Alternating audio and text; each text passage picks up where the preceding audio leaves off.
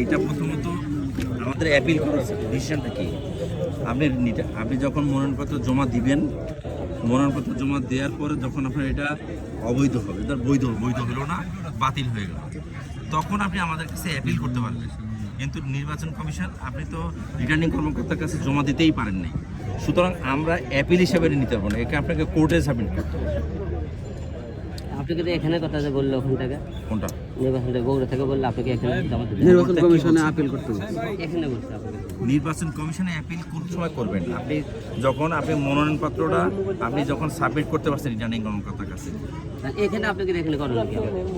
আমাদের এখানে আপনার কোনো করেনি, আপনি কোর্টে সাবমিট করতে হবে। কোর্টে বলতে হবে যে আপনি সংশ্লিষ্ট এলাকায় ছিলেন বা আপনি সময় মতন যেতে পারেন না। আপনি তো এখানে উল্লেখ করেছেন যে 5টা 2 মিনিট অতিক্রান্ত হয়েছে, তো 2 মিনিটে এটা তো কোর্ট ডিসিশন দিবে, সেক্ষেত্রে মনোনয়নপত্র কোর্ট বলে দিবে যে ঠিক আছে মনোনয়নপত্র দাখিল করবে কি করবে না।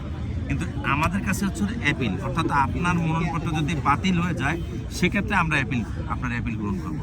কিন্তু সেক্ষেত্রে তো আপনার রিটার্নিং কর্মকর্তা আমাদের একটা দেয়, আমরা যেমন রিটার্নিং কর্মকর্তা বাতিল হয়ে গেলে একটা ওরা সার্টিফাইড কপি দেয়, সেই কপি দিয়ে আমরা করতে পারি। কিন্তু আপনার কাছে তো কোনো সার্টিফাইড কপি নেই, বুঝতে পেরেছেন?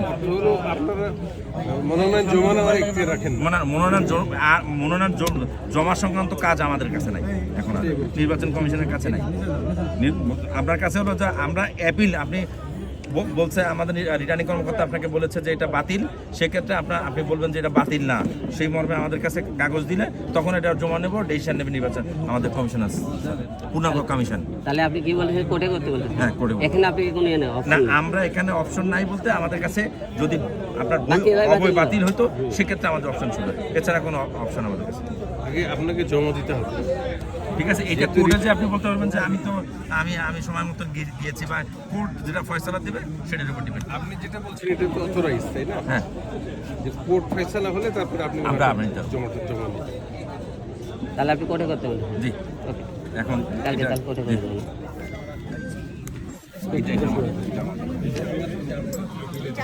এইটা আমার